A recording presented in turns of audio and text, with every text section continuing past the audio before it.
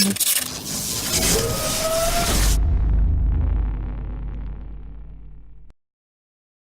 you watch the Hall of Fame game last night? For like a quarter. It was so bad. It's the Hall of Fame game. I What know, do you expect? but Drew Brees... Matt Schaub Not was Drew the Brees. first quarterback out I know. for the Falcons. No, and then they were like hyping it up because the Denver Broncos had starting offensive linemen in. They're like, well, they got some starters in, so let's see what happens. Even though I can't wait to see what Garrett Bowles does. That's what I can't wait to do.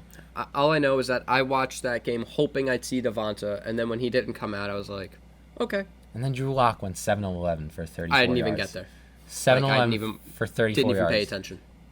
So it's like, it wasn't even interesting. No. Like, I hate how because when they hype up preseason games, they hype it up like, oh, Aaron Rodgers and the Packers taking on Le'Veon Bell and the Jets. Like, no, they're not. It should be Daniel Jones and the Giants taking on Quinnen Williams and the Jets. Basically, for next week. Yeah, it really Quinnen should Williams be. for 3 snaps will be playing Daniel Jones and the Giants. Yes. By the way, Daniel Jones is the 4th string quarterback, so he will be playing all games. He has the talent of a 4th string Oh, he does have the talent of a 4th string quarterback. There you go, Dave. Got one. Good job. What a guy. Anyway. What a guy. Hello, and welcome to another episode of the Frontrunners podcast. I'm your host, Jake Maltese. My friend here, Hello. dressed way too fancy, Matt Luca. Training camp started. We had our first preseason game, if you want to call it that, last night. Preseason's just getting worse and worse. Is it just me, or have there been no training camp fights? There hasn't been any training camp fights yet, but that usually doesn't happen until like week 2 or 3, when they start getting sick of just seeing going against the same people over and over again. Yeah. What's your favorite training camp fight ever? I don't know. I mean, there was that one with the Cowboys. I think it was Cowboys and Rams. Yeah. I think that's who it was. Okay. And they like spewed into the crowd, I'm pretty sure. My favorite one was Cam Newton against Josh Norman. 'Cause Yeah. nobody knew Josh Norman at that point. Yeah. So like week 10, when Josh Norman just like was blowing up the league, like he was the best corner in football, not even close. And then they just like somebody posted that picture. It was like, remember that guy Cam fought with in training camp, and it was Josh Norman. That was awesome. I mean, I don't know if you could call this a fight, but DeAngelo DeAndre Hall and DeAndre Hopkins. DeAndre Hopkins literally breaking his ankles. Oh, on Hard Knocks, that was great. Yeah. Because that was just like pure ankle break. Like, And that was really before DeAndre Hopkins was, who he was. I He think was- was Andre Johnson still on the team? At he that was time? not. It was 2015 that the Houston Texans were on Hard Knocks. So Andre Johnson was on the Colts. Okay. He just moved the Colts, and DeAndre Hopkins was emerging. So he was like top 15 Okay. at this time, but As he opposed to wasn't. top 1. Yeah, he would have been if he had a quarterback. I mean, his quarterbacks at that time. This is just sums up DeAndre Hopkins' career. The quarterback battle in Hard Knocks that year was Brian Hoyer against Ryan Mallett. Hey, Brian Hoyer has a ring. He does. Wow. So, And so does Carson Wentz. yeah. I mean, Carson Wentz did play, though. Brian Hoyer has a ring the same way that Jeremy Lin has a ring. Hey, he's going through some tough times. He is going through some tough times. Poor Jeremy Lin. Insanity. Anyway, okay. Just some recent news in the NFL. AJ Green was probably the biggest injury of early training camp. I feel so bad for that man. I really do. I really feel bad for him. It's like he can't catch a break. It's every time. Every time. And like he's stuck with Andy Dalton. They drafted John Ross to give some pressure off of him. That didn't work. He's got a new coaching staff. He can't win a playoff game. Like, he just can't catch a break. And he's been one of the best receivers in football constantly. So anyway, And the day before he got injured, he said, next year I'll be in the top 20 of the top 100. Yeah. Did he say top 20? Yeah, I think he did. I'm pretty sure he did. Okay, but he still has the whole year. So he tore ligaments in his ankle. Not great. He had minor surgery. He's going to be out 6 to 8 weeks. So worst case scenario, He comes back week 3. Week 3. Okay, Yeah. So he has the whole season basically. Basically, his fantasy value goes from a second to a third or fourth round. Yeah. So he's still gonna be okay. He might not reach full AJ Green form until like week 6, week 7, but he'll be fine. You'll probably see Tyler Boyd take more of the Tyler Boyd, he bumps up dramatically, like 4th round pick ish. Yeah. In fantasy. So Tyler Boyd's definitely somebody to target. The Seahawks had an injury. Our 1st round pick, LJ Collier. high ankle sprain. The timetable is unknown where he's going to come back. He's definitely going to be out for the preseason. Not the best way to start off for the Seahawks. Not the, Hold on. You want to talk about the Seahawks? I'm a Giants fan. Yeah, that's true. Okay, so, yeah, Sterling Shepard with his thumb. He'll be back in a week or two. Golden Tate. Golden Tate. Wow. 4 weeks. And according to Adam Schefter, it will not, his appeal will not work. Yeah. So, he's out 4. Yeah. Corey Coleman, ACL.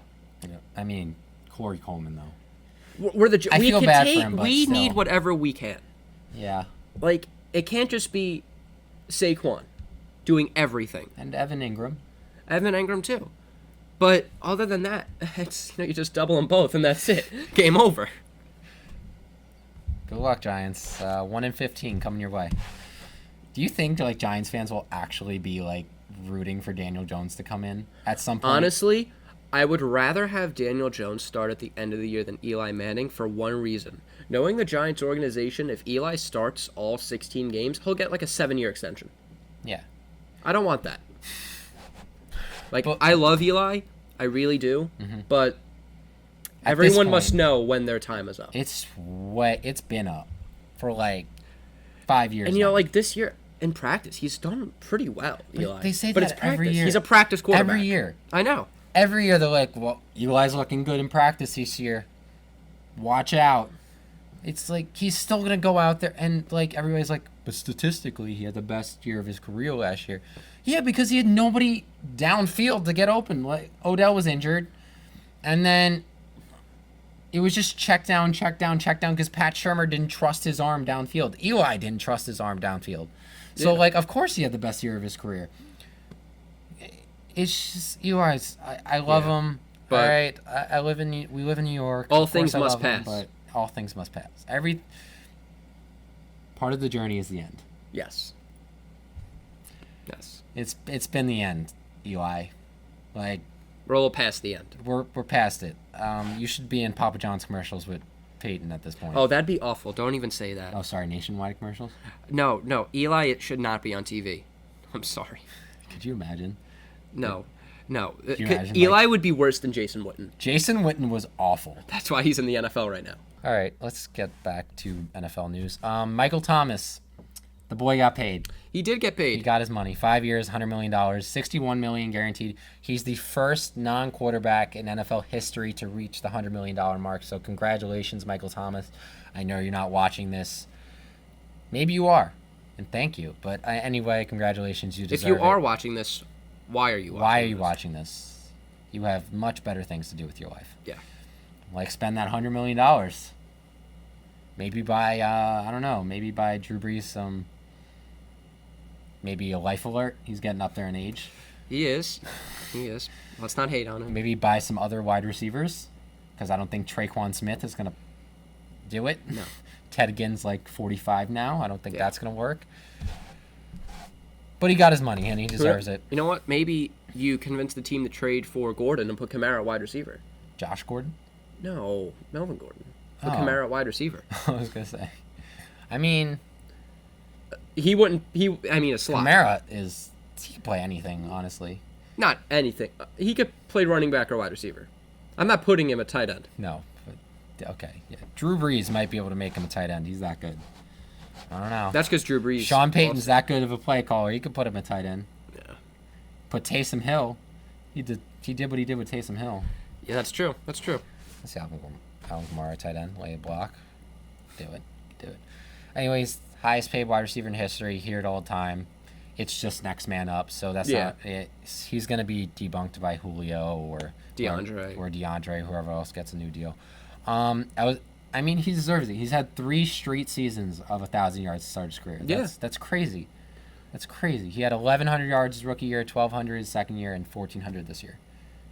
Yeah. He's the man. I say this because sometimes there are players that don't deserve to be the highest paid ever. Mm-hmm. Like when Matt Stafford was up and he got like high. They're saying Dak Prescott might get highest paid. I don't get that at all. I don't get that at all. I mean, I get it because Jerry Jones is richest. He's so rich. And but you could do better than Dak Prescott. Yeah, you can. By the way, he's gonna get the money. Well, They really you shouldn't will. be worried about that. But Dak's gonna get the money.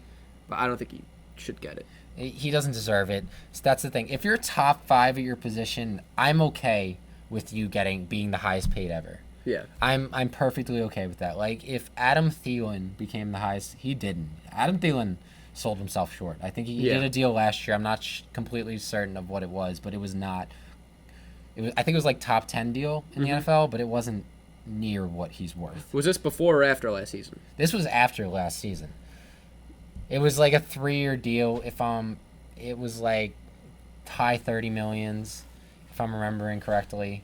So, I mean, he could have gotten more money, but I'm just okay with. I can't see the Dak Prescotts of the world, the Matt Staffords of the world, like if. I'm trying to think of a wide receiver to give a reference here. If Golden Tate in his prime went up and he was the highest paid wide receiver. Yeah. Not Golden Tate now, like Golden Tate in his prime when he was like top 15. He was top 15 in the league, but I can't, like, if he got highest paid wide receiver, then I have a problem. But yeah, Michael Thomas has consistently been in the top 5. He's one of the brightest young stars in the NFL. So congratulations. He actually led the NFL in receptions last year with 125. it's a lot of receptions. It's a lot of receptions. He had a great year last year. He came in at 13 on the top 100, so obviously his peers respect him. He has the most receptions by a player in the first 3 seasons with 321. So he's taken the league by storm. Yeah. And he got his money. Congratulations. I'm very happy for you, Michael Thomas. You deserve it, man. So, you know what time it is? What time is it? Second take time, baby. All right, this week on Second Take, we're going to do what offseason move will have the biggest impact this year. Not what was the best move this offseason. What offseason move will have the biggest impact on that team this season in 2019. So you want to start us off? Sure. I went with a little different approach. Okay. As you always do. Yes. I didn't go with a single player. I went with a team, and I chose the Baltimore Ravens. Mm-hmm. They made 2 very significant switches in their team. They replaced Alex Collins with Mark Ingram. I'd say that's an upgrade. That's definitely an upgrade. And they replaced Eric Weddle with Earl Thomas, which I would say is also an upgrade. He's younger. He's had better seasons. Mm-hmm. And, maybe he won't flip them off. He came out and said he doesn't regret doing that. I don't regret it either, but I wouldn't regret it either. I mean, Pete Carroll's not the one doing contract negotiations, though. That's where my problem is. I get that, but I mean... I love you, Earl. I'm happy you got the money. All right, I'm happy you didn't go to San Francisco like Richard Sherman, traitor. But I mean, congratulations. Last season, in the 4 games, Earl Thomas had 3 interceptions, 0 touchdowns, 5 passes defended, 16 solos. Yeah. You want to know what Eric Weddle had? What? 0 picks in 16 games, 0 picks, 0 TDs, 3 passes defended. He had a sack and 54 solos. Both averaged to 4 tackles a game. So, Earl Thomas was just much better. Not good. Yeah. Not good. I think Rob Gronkowski could do better at safety. Than Eric Weddle. Yeah. At that point. We all saw the Miami Miracle, how that worked out. Good job, Bill. Yep. Oh my God. So you went with the entire Baltimore Ravens offseason. Well, I mean, just those 2 in particular. Yeah. Because those will also have, the biggest. You finally have a solid RB1. I know. I mean, Alex Collins, he'd have his weeks. Yeah, Alex Collins was actually a Seahawk. We just didn't. Yeah. We didn't use him. You tend to get rid of your talent. I mean, just like... I mean, besides Russell Wilson, you tend to get rid of your talent. Yeah, but not really. I mean, because we're not a team that gets rid of talent but doesn't have talent. Because we have talent on the team, but, so anyway. Yeah. He wasn't the greatest in our system. I just think with the John Harbaugh system, he kind of fit in there. You tend not to utilize your running backs. I mean, there was an instance in a Super Bowl when you easily could have utilized one of your running backs. We're not going to get into that, Matt. And he threw an interception. I don't remember that, actually. Oh. I don't remember that. It's like I blocked it from my brain or something. Yeah. And I mean, if you look at both their stats the last 2 seasons, Mark Ingram significantly outplays Alex Collins. Definitely. Mark Ingram was... I mean, and now instead of having to compete with Kamara, he has to compete with Lamar Jackson. And Gus Edwards. Yeah, but Lamar's the starting running back. Yeah. So, basically at this point. Yeah. So I think he could be in for a really good year. He's going to have a good year, yeah. If he goes back to his form. Yeah. I think he could be a top 10 running back this year. Mm-hmm. He's there. He's the best back they've had probably since, that one magical year with Justin Forsett. He's probably the best back they've had since Ray Rice. Since Ray Rice. Yeah. Hopefully this one, maybe stay away from elevators, Mark Ingram. Yeah. Who'd you pick? All right. I went with kind of an obvious one. I didn't go with like an under the radar one. I went with Le'Veon Bell. My to boy. The Jets. You did go. Yeah, it's Michigan State. Le'Veon Bell. That's my boy. We get it. So the Jets, they really haven't had this caliber of a running back since LT, the Rex Ryan years. Yeah, and LT wasn't even really what he wasn't was. LT. Yeah, he was at the end of his career. I mean, you could say they really haven't had this talent since Curtis Martin. Which was the early 2000s. We were still babies. Yeah. I had a Curtis Martin jersey. Really? Yeah. I was a Jets fan in my youth. And for 1 year, I was a Jets fan. I was a Jets and Mets fan because I rebelled against my family, who are Giants and Yankees fans. And then after 1 year, I was like, this is just not working. This is just not working. I was like 5. Sanchez. No, it was before. Oh, it's like Chad Pennington years? Yeah, I was 5 years old. Wow. Yeah, this is old. The Jets are so bad. They really have not. I mean, the football gods have not been kind to the Jets. No, since Super Bowl III. Since Super Bowl III, But I mean, they have Kelechi Osemele, and they just got Ryan Khalil. They got Ryan Khalil out of retirement. I mean, maybe Le'Veon could have a good year. Things are looking year. up. People are raving about Sam Darnold in practice. He's having some great practices. I mean, after his first throw, it couldn't really get much worse. Do you remember his first throw in the regular season? It was a pick six. It was a pick Lions, six, right? yes. So, I mean, he really could only go up from there. Yeah. But, I think the Jets have, they need better wide receivers. Yeah, Robbie Anderson's not cut. No, he is not Quincy cut. Nunwa. No. If they could get some solid wide receivers, they could mean business. They could. Yeah. So good for the Jets. I mean, it's going to help Sam Darnold tremendously. Absolutely. To have a running back that caliber. It's just going to take so much pressure off of him. Le'Veon Bell's basically a wide receiver, so anytime he doesn't see anybody, he's going to have that check down. Well, that was part of his argument with the Steelers was I'm arguably the best running back in the NFL, and I'm arguably the second best wide receiver on your team. Yeah. This was before Juju was really Juju. Yeah, Juju had just come in kind of when he was making this argument. Yeah. So, which is true. I mean, he was the second best wide receiver on that team. He'll probably be the best wide receiver on the Jets, honestly. Yeah. Like it's that bad. The Jets. I mean, their best receiver, Robbie Anderson. Yeah, but like who was their tight end? I don't know. Chris Herndon. Yeah. Was their tight end who kind of broke out, if you want to say that. But he was okay. He was okay. He had a couple of good games. I wouldn't call it a breakout. Yeah. I'd call it a better than you thought he was going to be kind of deal. I think the definition of a breakout last year was Jared Cook. Jared Cook. Just like out of nowhere. Yeah. And I think another Raiders going to have a pretty big year because of a similar situation to what Jared Cook had with being the only good wide receiver. I mean, not wide receiver, but receiver in that offense. So, but we're going to get into that later. So, yeah, I mean, we have yet to see what Adam Gase can do with an elite running back. He didn't have an elite running back. He had Matt Forte in Chicago, but Matt Forte was, again, at the end of his career. Mm-hmm. He had Jay Ajayi for a cup of tea in Miami, but that was... He got rid of him, and Jay Ajayi is not... Yeah, he was not what he used to be. He's not what he used to be. He had one... I mean, used to be... He had the one really good year. He had one good year where he had he had a good beginning of that year. Didn't he have like something like 3 200-yard games back to back to back? Yeah. That's crazy. Something like that. It was 2 or 3. Jay Ajayi, yeah, that's really when he came on the scene, and people were like, "Oh my god!" But and then it left. And then it gone with the wind. Yeah. That I don't know what happened with that. He got a ring. He was lucky enough to get a ring.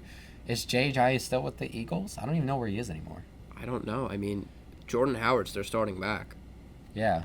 So I have no idea. And Miles Sanders is their backup. I have no idea where Jay Ajayi is right now. So anyway, but in 12 games in 2016, like he had 1,200 yards and 600 yards receiving. That's insane. And then he had the same stat line in 15 games in 2017. So people don't sleep on Le'Veon Bell, okay? He sat out a year. I know we have a tendency to, what have you done for me lately, to forget about these kind of things, but Le'Veon Bell is still going to be one of the best running backs in the NFL. Yeah. It's not even a question. I think people are they're down on him because of what he did. I think part of the reason why people are down on him is because James Conner had that year last year. Yeah, because and then the third string back did what James Conner was doing in those 2 or 3 weeks. So everyone was like, is it the backs or is it the line? Is it the system? Yeah. And I still think it was partially. I think it's kind of a Tom Brady, Bill Belichick situation where it's a little bit of both. It's a little bit of both. Like, yes, the system's helping tremendously, but Le'Veon Bell took that to another level. Like, James Conner, I think, would be a 800, 900 yard kind of back on any other team, but because he's on the Steelers, he's a 1,000-yard back. I think the Steelers have that caliber of a line. I think Mike Tomlin runs a very good rushing offense, as we've seen. The Steelers, I mean, what they did with D'Angelo Williams a couple of years ago when he came in for Le'Veon Bell, he took the league by storm. And then he went to WWE. Then he went to WWE. Getting back on topic. So, yeah, Le'Veon Bell is going to help the Jets. Absolutely. So, I think anything will just about help the Jets. Yeah, anything will help the Jets at this point. So, congratulations, Jets fans. You have hope. All right, Sam Darnold's looking good. Le'Veon Bell in the backfield. Just got to get some receivers at some point. At some point. And for the Ravens, maybe with these additions, you could say beat the Chargers in the playoffs in a hypothetical matchup. Like in the last playoffs, I mean, they kind of smuggled. They kind of you couldn't do anything. You couldn't. Until the very, very end. But maybe with these additions, helps you out on both sides of the football. Yeah. So, Jets fans, you got something to look forward to. Don't get too cocky just yet because you're still the Jets. You are still the Jets. The Giants will always be better than that you. one. You guys did just take Daniel Jones. Yeah, but it's like the Yankees and the Mets. The Mets could go 100. They could go 161-1. Yeah. But the Yankees, they're the Yankees. They're better. the Yankees, so they're gonna be better. Yeah. Okay, I get. Yeah, you get where that. I'm going. All right, but I honestly think the best team in New York though is the Bills. At this point, Yeah. I don't think it's the Jets. I don't think it's the Giants at this point. It's probably you're right. It's probably the Bills. It's probably the Bills. So, good job, Jets fans. You did something right, even though you're overpaid for him. Moving on. Top 100. Whole thing came out. Yeah. Up to number 1. Aaron Donald got number 1. Congratulations. Can't speak today. Congratulations, Aaron Donald. He definitely deserved it. 20.5 sacks as a D tackle. Broke the record. He was one of 2 people that I would have been okay with at number 1. Yeah. And Patrick Mahomes, I'm going to assume, was the second person. I had some problems, as I assume you did, with where Patrick Mahomes came in on this list. I mean, he came in at number 4. So Drew Brees came in at number 2. Patrick Mahomes came in at number 4. Khalil Mack was number 3, which, okay. Yeah, I don't have a problem with that. But really our only issue is with where Drew Brees is. And where Patrick Mahomes is. If Drew Brees wasn't number 2 and it was like a position player, maybe I'm okay with it because Patrick Mahomes would still be the top quarterback on the list. If you watched the video, right, of the top 100 Patrick Mahomes video? Yeah. All the players were floored. They couldn't even speak about how good he was. They were just like, "Oh man, I can't even talk about that guy because he was that good." He was that good. They left him speechless. He left them speechless. That's how good of a player he is. As he did the fans. I still watch Patrick Mahomes.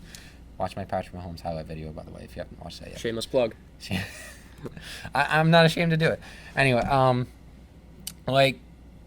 he was that good last year. I know. MVP of the league came in at not even the best quarterback according to the players. That's what they're saying. And I think I said something similar to this last week. While it's the players who vote, it's still a name game. It is still a name game. There is no with, Jerry Jones way and the Cowboys, that Tom Brady should be where he is. I believe he's number 6. Yeah. Matt Ryan, 16. I think he's 69. Yeah. Obviously, you're still on the Matt Ryan. Yeah, thing. I'm still on the Matt Ryan thing because Matt Ryan had a much better season than Tom Brady. And I said it. I said their stats back to back last week. Tom Brady did win a Super Bowl though, and he's Tom Brady. I get that. Was Nick Foles number 6? Nick Foles was not number 6, but Nick Foles isn't Tom Brady. I know he's not, but just because you win a Super Bowl doesn't mean you should be in the top 10. I agree with that. Jared Goff came in a little. I mean, if that's the case, Julian Edelman should have been higher than Brady. Julian Edelman came in at number 90. Yeah. Super Bowl MVP. Yeah. But Super Bowl MVP, you can't really. No, Malcolm really Smith was the Super Bowl MVP for the Seahawks. So he kind of died. He did kind of die after that year. He went to the Raiders and then just fell off the map. Yeah. He really wasn't on the map with the Seahawks either. No, he just had a good game. Yeah, he really just had a good game. It's like David Tyree. Chris Matthews next year had a good game. So, Drew Brees, okay. He had a down year for Drew Brees. For Drew Brees, yeah. Yeah, we're so used to him throwing 5,000 He yards. didn't get there, right? He didn't get to 4,000 last year. He had 3,992 yards last year to 32 touchdowns, which is a good year. That's a great year. It's a top 3 year. It's not Top best quarterback in the NFL year. Like, okay, yeah, we were having at the end of the season, it was between Patrick Mahomes and Drew Brees for the MVP, but Patrick Mahomes really pulled away. Yeah. Patrick Mahomes is one of 3 quarterbacks ever to have 5,000 yards and 50 touchdowns. That's a lot. I would say that's a lot. Like, come on.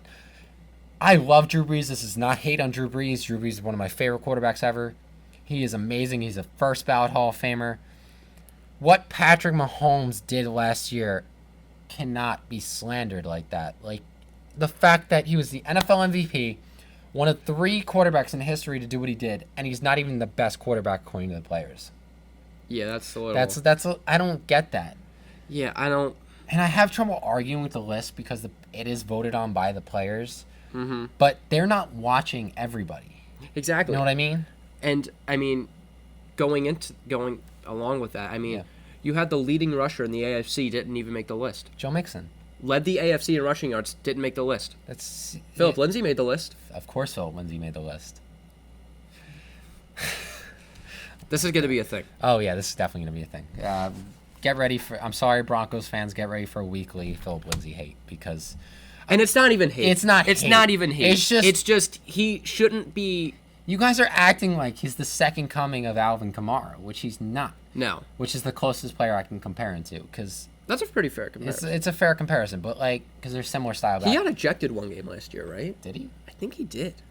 Maybe. Don't quote me on that, but I'm pretty sure Lindsay got ejected. I didn't watch enough Case I didn't watch any to Broncos games Emmanuel last year. Sanders to know what I happened. think that happened because the person who had him in our league, who was Nick, he was complaining that he got ejected or something, where he only played like a quarter of one game because something happened. I think I remember that maybe I saw it on Red Zone. I'm not sure, but I just the fact that Joe Mixon, I think it was just because the Bengals were so bad last year. Yeah. That maybe, but then again, Saquon was top 20. I know. So I really don't understand that. Yeah, it's bizarre. So yeah, the list is always it's always got issues with it. Every ranking list you will ever come across, there's no such thing as the perfect ranking. Yeah. I mean, it's just like Patrick Mahomes. Yeah. Going back to our first, look at Stephen A. Smith's top 10 for college football. I mean, some would argue that it's great. Some would argue that it's horrible. Who? Just him. Michigan fans. Oh, I don't even think they would. I think I was going through the comments on that post, and some Michigan fans were like, "I'm a Michigan fan, and this is way too high for me." Yeah, but those are like the actual smart. Those are the Michigan fans that go to Michigan. Those are like the realistic Michigan fans. Not the Michigan fans that don't go to Michigan, they're the ones that love it. Yeah. I mean, Michigan's a name brand across the country. It is. It's Notre Dame. It's like Notre Dame, except they can't beat Notre Dame. They can't beat Notre Dame. So there are going to be some who are happy. There are going to be some who are upset with it. Yeah. I mean, there are going to be people who think Philip Lindsay should have been in the top 50. And those are most definitely Broncos fans. Yeah. Which is okay. Okay, you're entitled. This is a free country. You're entitled to your opinion, but it's the wrong opinion. That's all Okay. we're saying. Okay. That is all we're saying. Okay, so I'm- Broncos fans, don't get salty. We're just telling you your opinion sucks. That's all we're saying. We respect you. Your opinion sucks. Okay. Now getting Patrick Peterson was on this list. I'm just going to rant for a little bit. I have a problem with this. Okay. He was number 46 on this list. So not only was he on the list, he was top 50 on the list. If you're wondering why we keep reaching, my computer screen keeps dimming, so I'll fix that. But number 46, I have lost... Okay, PED use... A lot of players have come out and said, like, Taylor Lewan just got suspended for PED use, but he even came out and said, like, no, I didn't even know I was using it, because the NFL does have very strict rules on these supplements. Golden Tate, he was trying to start a family. Yeah, so obviously he wasn't doing steroids. Like, there are some very obvious players that definitely did not do steroids. Those who really come out about it. Oh, can we talk about NFL drug tests for 1 second to go off topic? Go ahead. Do you know where I'm going with this? No, go ahead. So Steven Jackson signed a 1-day contract to retire with the Rams. And the NFL requested a drug test. Like, are you kidding me? He got one handoff in practice as a ceremonial handoff, and the NFL drug tested him.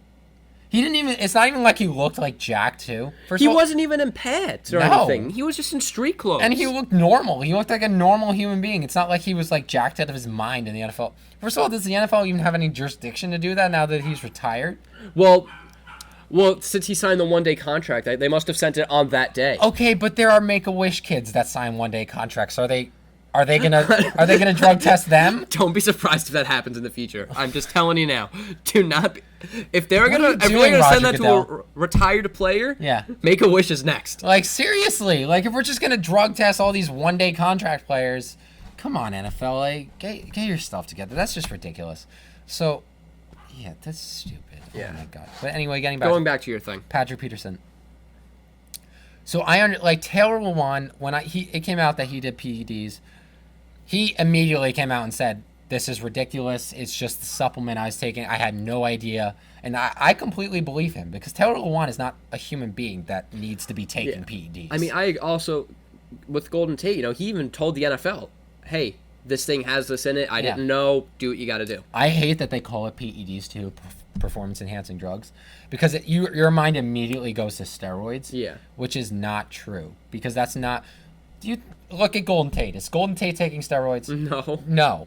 Like, come on. Like that's my problem with calling it PEDs.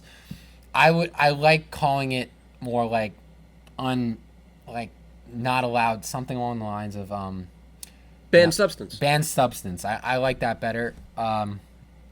Because it's just optically, it's not. Everybody's mind goes to steroids, and everybody thinks they're cheating.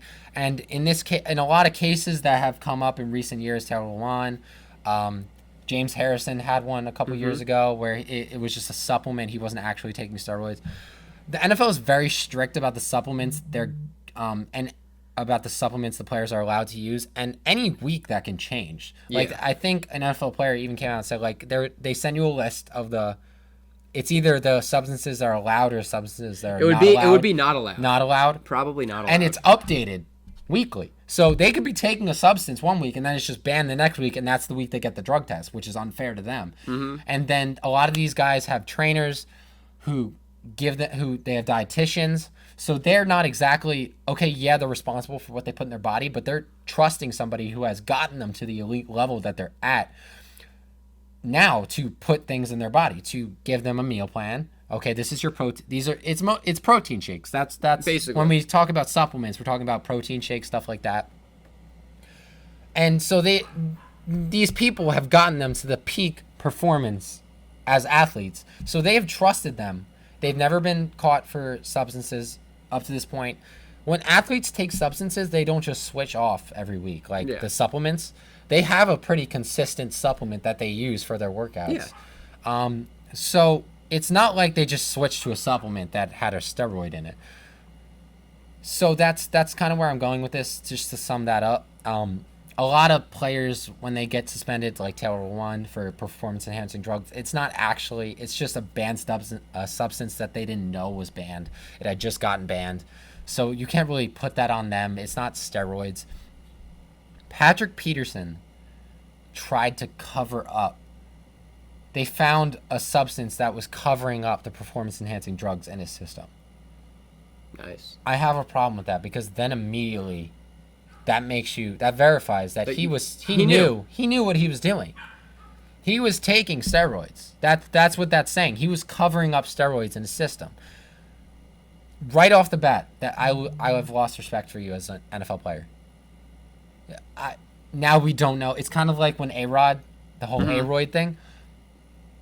Now we don't know. Has he been taking these steroids his entire career and just been covering it up? And now science has just advanced to the fact that we can catch that cover up. I've just lost respect for Patrick Peterson as a player, and this is what it does to you. Like, if you're going to use a performance-enhancing drug, just know your legacy is tarnished forever. Yeah. Like, and cover it up, especially. Like, that's just, you're just proving the point that you definitely used it.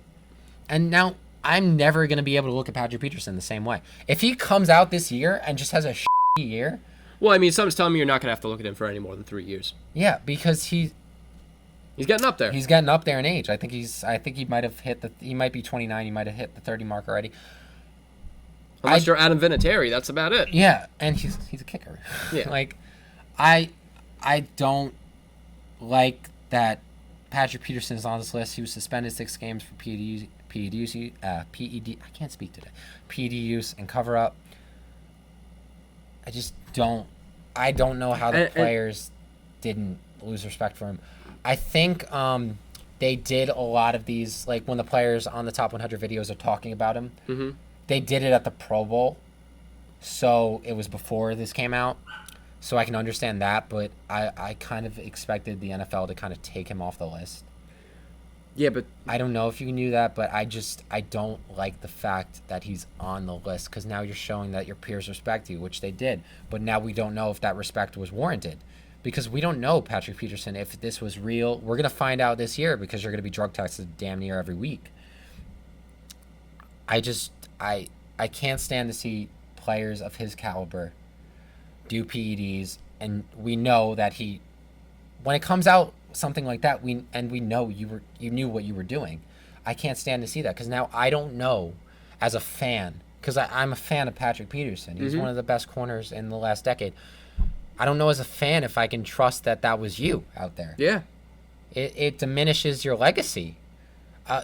Hall of Fame is now, we don't know anymore. He was he was not a first ballot. Maybe not first ballot, but he was a Hall of Famer. He was on his way to be a Hall of Famer. He was top 3 corner in the league for 5 a good years, amount of time. A good amount of time. That's going to get you in the Hall of Fame.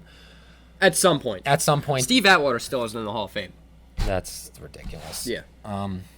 Like Ty Law just got in the Hall of Fame. He was kind of the same thing. Mm-hmm. He was a good corner. He was one of the best corners in the league for some time, and he just got in. But I just don't like the fact that he's on this list. That's my little rant right there. Didn't Ed Reed and Troy Polamalu retire at the same time? They did, and they're both getting in, right? Ed Reed's getting in this year. Polamalu's not getting in. It was a stacked class this year, though. It was. So he'll be in next year. Ty Law had been waiting for a while, so. But I feel like someone like Troy Polamalu should have been the first ballot. Should have been first. Because of the hair. He might have retired a year after Ed Reed. I personally thought it was the same year. I could be wrong. I could be wrong. Yeah. But anyway, yeah. If it's not this year, it's going to be next year. Yeah. Troy Polamalu, one of the best safeties ever. Best snap jumper I've ever seen. He was the Honey Badger before the Honey Badger.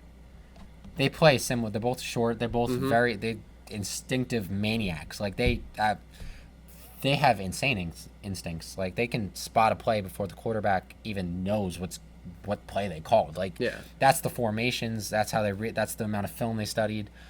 I highly respect Ed Reed and Troy Polamalu, and he's definitely going to get in the Hall of Fame next year.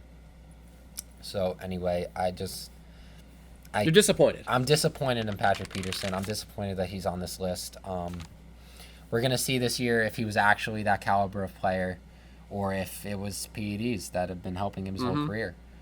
I just don't know. This is what comes with doing this. Like I'm so disappointed as a fan. I just hope he can do better. I hope this wasn't actually who he was, that it wasn't the PEDs that brought him to that next level. But if he significantly declines this year, nobody's going to be saying it's age. We're going to be saying it was the PEDs. And Hall of Fame, you can kiss that goodbye, because that's not going to happen. And your legacy is going to be tarnished forever. And I just can't stand to see that, because Patrick Peterson was he's such an elite player. Don't cry on me. I know, but I'm disappointed as an NFL fan. I don't want to keep repeating that, but I'm just disappointed. That's all I am. So we're gonna see. I don't like that he was on the list. That's my rant. Maybe we'll revisit this in the middle of the season. We'll see how he's doing. But disappointed, just disappointed. Yeah. So I just want to talk about the NFL is transitioning. Yes, we're in a transition period. We're no longer in the era of the Peyton Mannings, the Ben Roethlisbergers, the Phillip Rivers, those guys. We're moving out of that era. Tom Brady even. We're moving on from that. And we're moving into a new era, and the next generation of players are coming in. And I just kind of wanted to talk about this for a little bit, because it's a new era in the NFL. Like, it's not what it used to be. And and it's a different league. Yeah. It's a different league. And when you think about it, the common denominator is speed. It's speed, yeah. I mean, quarterbacks, as you said, we went from Ben Roethlisberger and Peyton Manning. Now we got Deshaun Watson, Russell Wilson, Pat Mahomes. Has there been Dwayne Haskins is really and Daniel Jones have been the only pocket quarterbacks I can think of, and even Daniel Jones. But they can move though. Dwayne Haskins can't. Dwayne Haskins can't move. He ran above a 5 in the 40. That's true. So he's really a pocket passer. He's probably the first pure pocket passer to be drafted. In quite a while. Like honestly, I can't think of any off the top of my head. Probably since Kirk. Kirk, yeah, but Kirk was a 4th-round pick, and Kirk can move though. He can move if he has to. If he has to, Dwayne just can't. Yeah. Ben Roethlisberger just can't move. Eli Manning couldn't move. Philip Rivers can't move. Peyton Manning couldn't move. Brady has gotten faster. Apparently, he just reached 1,000 yards rushing. Congratulations. Well, his 40 time is faster than at the combine. Well, I'm sure it is. Yeah. Yeah. He was just. Oh my god. But I mean, and even with the running backs, you had the bruisers, the truckers, and I mean, we don't see those anymore. No, now they're basically wide receivers. Yeah. I mean, Brandon Jacobs, Frank Gore. Yeah. Those were like, hit me. Steven Jackson. I dare you to hit me. Yeah. And now like Le'Veon, Zeke, Saquon, it's like, hey, I'm open. Marshawn Lynch, Adrian Peterson, they were all run through you. I'm getting Zeke through the line. Zeke, you see that a little bit with. Because, like, in the preseason, I remember this because Seahawks were playing in the game. But Zeke, like, first play, preseason, he went at Cam Chancellor. And nobody goes at Cam Chancellor. Like, he seeked that contact. So Zeke is really the only running back I can think of. Saquon, Leonard Fournette. Okay, I mean, there was that one play his rookie year where he waved on the defender, come hit me. Yeah. Leonard Fournette and Zeke are really probably leading the league in those. They're the only ones left. I mean, Saquon can do it, but he's not going to do it. Todd Gurley can do it, but he's not going to do it. They're more shifty backs. They try to stay in that lane. But it's crazy because the NFL is evolving, and it's amazing because 10 years ago people wouldn't have been able to imagine running backs going out for passes. And not just like simple, little duck and dives. No, they're lining up as wide receivers. Yeah. Look at David Johnson. David Johnson is I can argue with you, he could play wide receiver. Oh, absolutely he can. And Christian McCaffrey. Mm-hmm. Le'Veon Bell. Alvin Kamara. Like, it's crazy to think how far the NFL has come. It's evolving so much. And because I didn't watch the NFL a lot as a kid, but, like, just going back and watching the highlights, it is so different. Yeah. The pace of play has picked up so much. The NFL Network I stay up late a lot, and the NFL Network will play like throwback games. Go back and watch those games. Oh, they are so amazing. Slow. Like I turn them on. I love football in every I'll watch preseason. That's how much I love football. And we watched yesterday. I watched yesterday. That is sad. I had to turn it off. That's how slow it was. Like, you're just waiting. We're no longer in the era where running backs will get 25 or 30 carries a game because they're just, and it's kind of weird, the mindset of why they're not getting 25 to 30 carries a game, because they're too valuable. Yeah. Which is weird because you think if they're valuable, use them. They're not using them because they need them for down the stretch. But the only team where I could see that being a possibility is the Jets this year. And that's and maybe the Giants. Yeah. Like the teams where the running back is literally is all they have. And I mean the Jets, yeah, they got Sam Darnold, but the Giants, I can definitely see that. Yeah. Like it's crazy. And I think the NFL will move towards the NFL is cyclical. Yeah. So we're gonna get back to that time period. Mm-hmm. But it's just amazing to me how running backs are actually more valuable nowadays. Like to have an elite running back nowadays is incredibly valuable to that offense, because an elite running back nowadays is. We wouldn't classify Derrick Henry as an elite running back. Correct? Absolutely not. Okay. In the early 2000s, he would absolutely be an elite. He'd be a top 5 running back. Absolutely, 100%, because he fits their style. He fits that style. He's that bruiser. He's that gonna pound you for 4 yards, 3 yards, 4 yards, and then just break one off for 15. Or 99. Or 99. And we saw that was the closest thing I've seen to Beastquake since Beastquake. Yeah. It was a insane run. And I mean, yeah, we don't have that we don't have what we used to have. I mean, with wide receivers, it was go up and get it. It was go up and get it, absolutely. Besides Julio and DeAndre Hopkins, name a go up and get it. I know. Yeah, it's Calvin Johnson retired. Odell, you said Odell, right? Yeah, Odell. Yeah, Odell could can be, go, but he's not the. I mean, Andre Johnson was a go up and get it. Andre Johnson was a go Larry up and get Fitz used to be a go up and get it. I he, feel like. Yeah, because he had the most secure hands in the Yeah. league. He has the best hands in league history. This is a true statistic. Yeah. He has more tackles than dropped passes. Larry Fitzgerald. And That's true. Not only that's impressive, but like It's also sad. The quarterbacks he's had though. I mean, Carson Palmer wasn't bad. No, but like for the majority of his career, Jake Plummer. I mean, this is a little bit underrated, but Josh Rosen. John Skelton, Matt Leinart, like Yeah. these are not elite names. We'll see what Kyler Murray does with him. Josh Rosen last year was not Yeah. good. He ruined that whole team. Drew Stanton, like, Yeah. sorry. No. I mean, he's been in the NFL for like 10, 15 years Well, just good as for him. Just as a backup. Good I for mean, him. I mean, that's impressive that he's been able to last this long. He doesn't play. That's why. Yeah, he doesn't play. Yeah, But I mean, now you have people like Tyreek Hill. it's all route runners and Yeah. speed. That's T.Y. all that matters. Hilton. T.Y. Hilton, yeah, absolutely. I mean, Odell's a good mix of both. It's really, if you look at the correlation between all the top receivers nowadays, it's really route running. Yeah, it's route running and speed. Yeah. I mean, Stephon Diggs isn't gonna really go up and get it. It's can you get open? Yeah. It's can you get open? I don't care how you get open. Can you get open? Because Mm-hmm. if you can be the best go up and like DeAndre Hopkins is, I think we can agree the best go up and get a receiver in the NFL right now. Yes. Okay. He gets open still. Like he's still a Mm-hmm. very good route runner. There weren't great route runners back in the day. It No. was just like that guy's big and tall. I'm just gonna throw it up to him and he's gonna catch it 50% of the time. And Plaxico Burress. Plaxico Burress was like that. It's crazy how the NFL has evolved to this, and it just speaks to the kind of athletes that are now coming out, because Randy Moss was the best, I would argue, the best go and get a receiver ever. That's what Randy Moss was, Yeah. and that's why you've been mossed. Yes. Exactly. You've been mossed. But he was kind of the preview of what we were gonna see. He was like, That team, that 98 Vikings team, really had the transition of eras. You had the Randy Moss, which is now the modern day wide receiver, and then you had the Chris Carter, which was the past wide receiver. Yeah. Who was just Chris Carter was not the best route runner in the world. He just caught everything. Chris You Carter's threw it. statistically the best Vikings wide receiver of all time. Well, I mean, yeah, Randy Moss wasn't really on the Vikings. No, that's 6 why. years That's on why the I said Vikings, yeah. statistically. Yeah. And I mean, another thing, like tight ends, they used to be like faster fullbacks. Tight ends was like. If I mean, you had Jeremy Shockey, Antonio Gates, Tony Gonzalez. They were faster fullbacks who could catch. If you had 500 receiving yards as a tight end, you were like leading tight ends. Now tight ends are just smaller, or no, not smaller, bigger wide receivers. That's all they are, and even mean, some of them are just wide receivers. Evan Engram, you could argue. Evan as a wide Engram, receiver. exactly. That's exactly. Kittle, you could kind of argue as a wide receiver. Yeah, they're just I a would little even bigger, OJ Howard. You could put a wide receiver. probably.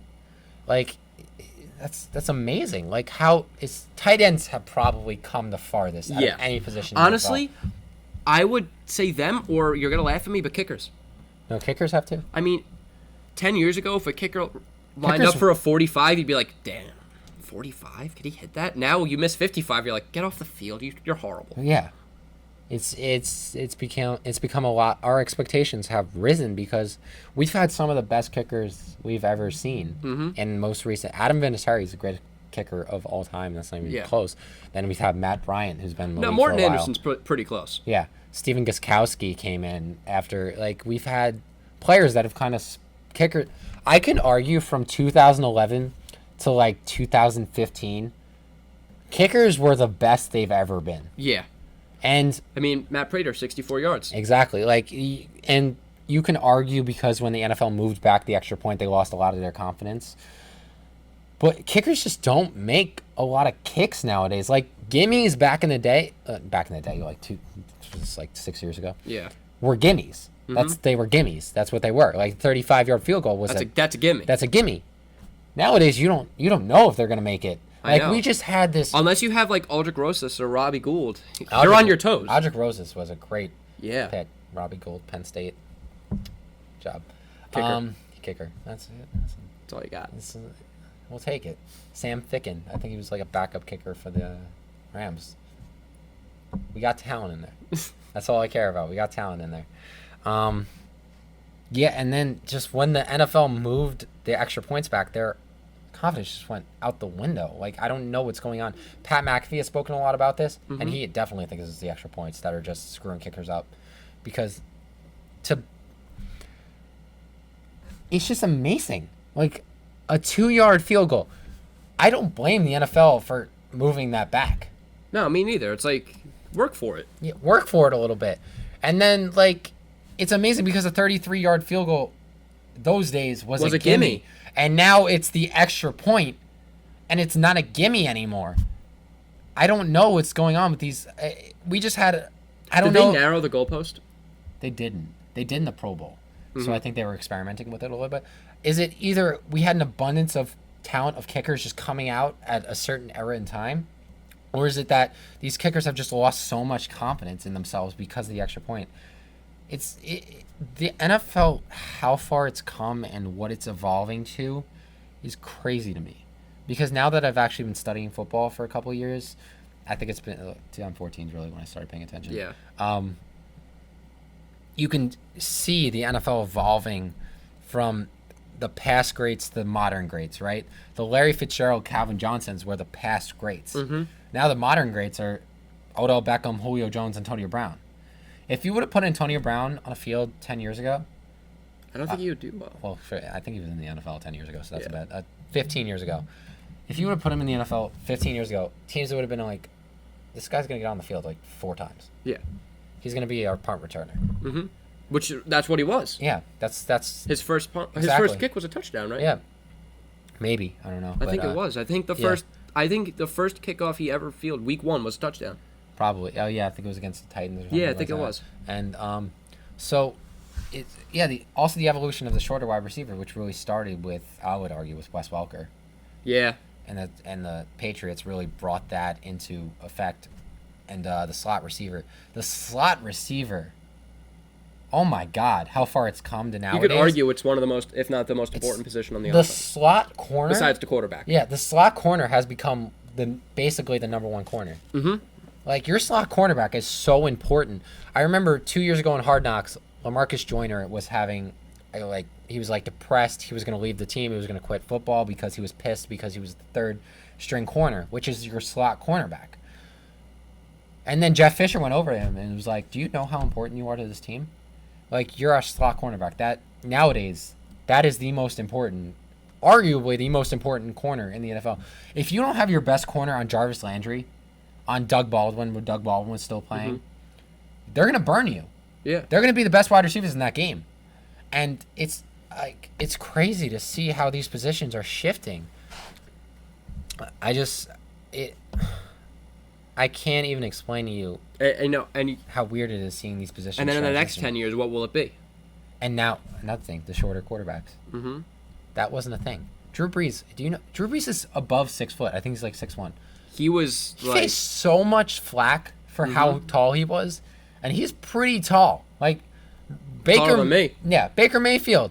He's pretty tall. He's like 6. He's above 6 foot. The flack these guys were getting for being the height they are. I mean, look at Kyler Murray. Kyler Murray, 5'10", first overall. Kyler Murray wouldn't be drafted 20 years ago. No, absolutely not.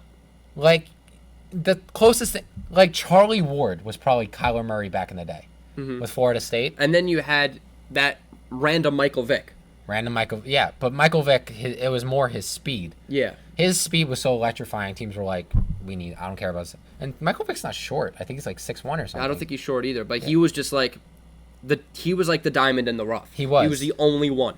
He was the only one, yeah. He kind of started that transition of, oh, okay, maybe this whole can't see over the line thing is a little... Doug Flutie. Doug Flutie was another one with the Bills that one year, who really started bringing that notion, because NFL owners and NFL GMs are the most stubborn people you'll ever meet, like, in sports. They don't want to change. They want to keep it the old way. That's where Bill Belichick has kind of... Gettleman. Yeah. Gettleman. Exactly. Like Daniel Jones. Is 20 years mini ago, Eli. that's a great pick.